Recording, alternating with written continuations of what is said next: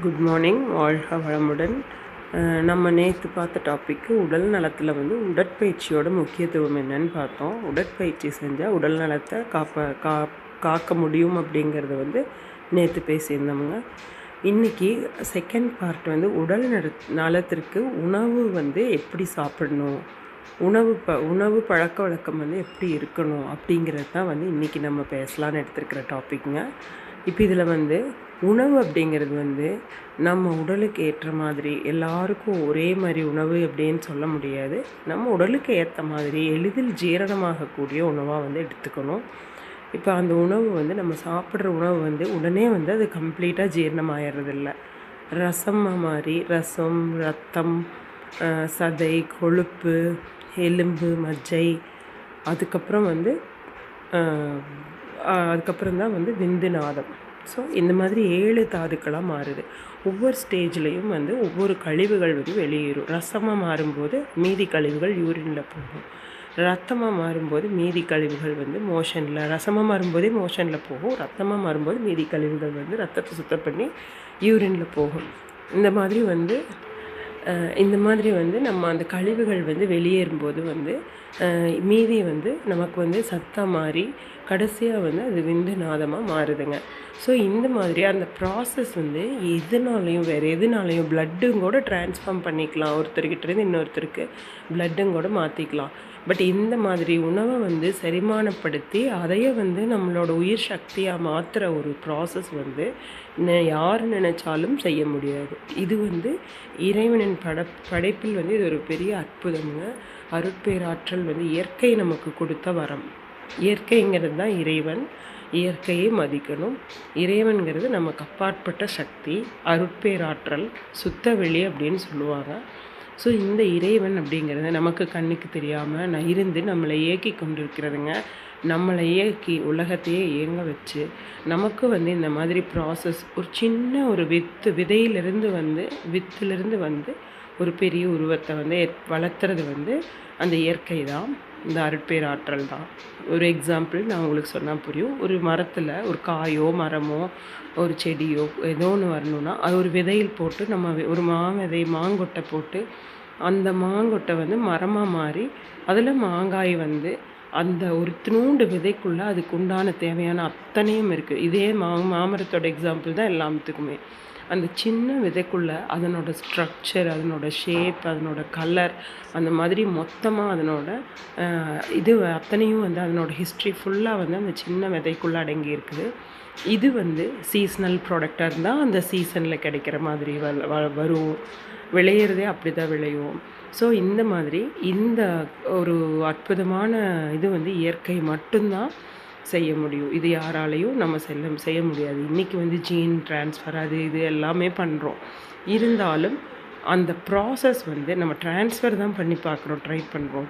Create பண்ண முடியாது. அதே மாதிரி தான் இந்த உணவு சாப்பிட்டாலும் அதை ஜீரணித்து இவ்வளோ ஃபார்ம்ஸில் கொண்டு போய் கடைசியில் விந்துநாதமாக மாற்ற முடியாது. அப்படிங்கிறது நமக்கு இறைவனோட படைப்பில் கிடைச்சிருக்கிற ஒரு அற்புதமான ஒன்றுங்க.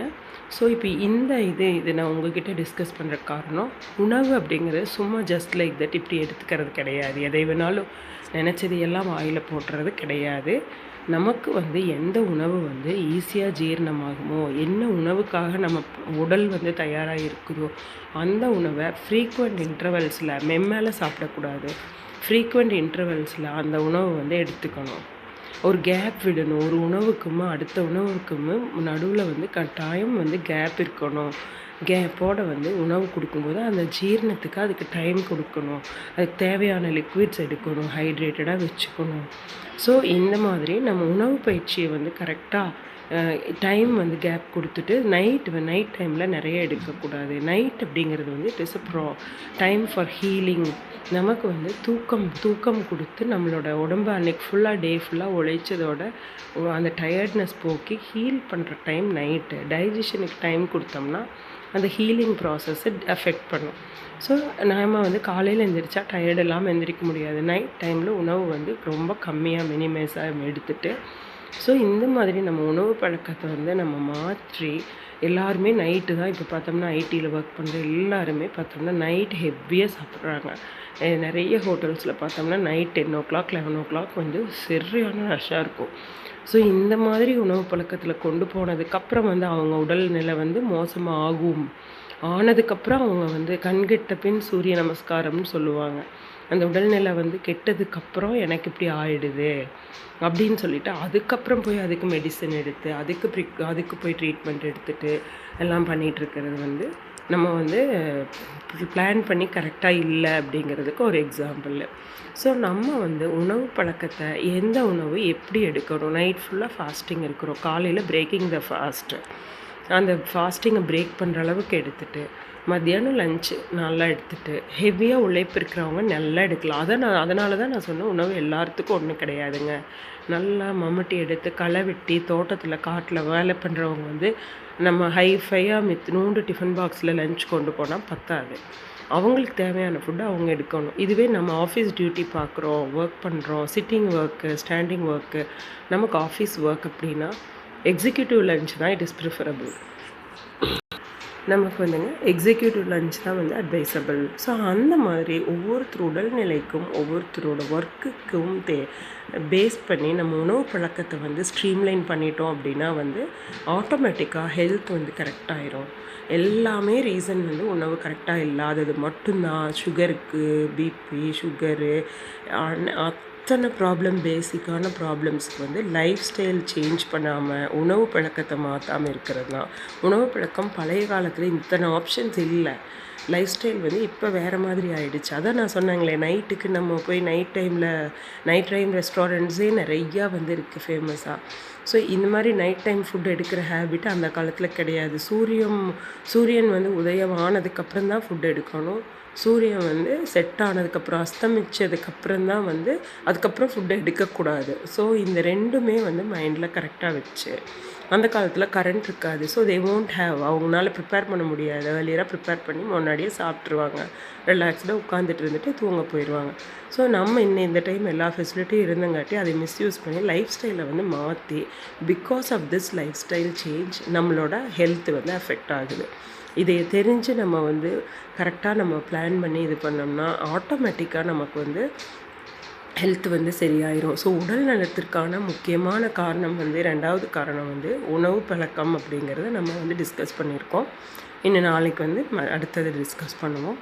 உடல்நலம் வந்து எப்படி நம்ம வந்து பாதுகாக்கணும். அடுத்தது நாளைக்கு வந்து தூக்கத்தோட இம்பார்ட்டன்ஸை பற்றி பேசுவோம். இதுவே வந்து இன்னும் பேசிகிட்டே இருக்கலாம்.